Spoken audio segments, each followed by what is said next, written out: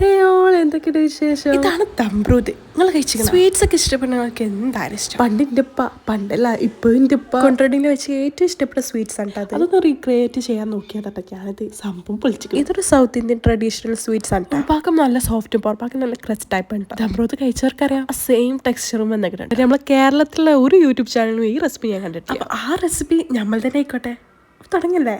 അപ്പോൾ അതാ ഒരു ബൗളിലേക്ക് ഞാൻ 4 മുട്ട ഇടുന്നുണ്ട്. റൂം ടെമ്പറേച്ചറിൽ എടുക്കണേ.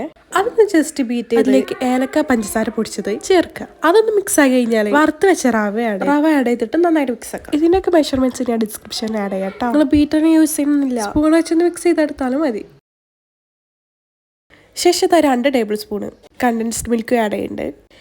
പിന്നെയാണ് ഇതിൻ്റെ മെയിൻ ഐറ്റം ഗീ.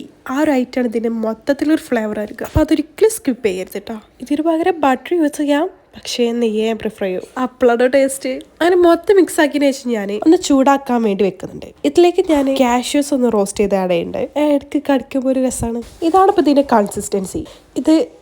ഇതിലോട്ടായി അഥവാ ആ റവ ഒന്ന് വേഗം വരെ ഒന്ന് മിക്സ് ആക്കുക, അത്രേ ഉള്ളൂ. ശേഷം ഞാൻ ഗീ സ്പ്രെഡ് ചെയ്ത ബേക്കിംഗ് ട്രൈയിലേക്ക് നമ്മൾ റെഡിയാക്കി വെച്ച റവ മിക്സ് ആഡ് ചെയ്യാം. ശേഷം റോസ്റ്റ് ചെയ്ത കാഷ്യൂസ് അതിൻ്റെ മേലെ വെക്കുക. സംഭവം സെറ്റ്. ഇനി 160 ഡിഗ്രിയിൽ ഒരു 20 മിനിറ്റ്സ് ബേക്ക് ചെയ്യാം. സംഭവം റെഡിയായി. അപ്പോൾ എങ്ങനെ ഉണ്ടാക്കി വെക്കല്ലേ? അപ്പോൾ ശരി, അടുത്ത വീഡിയോ കാണാം.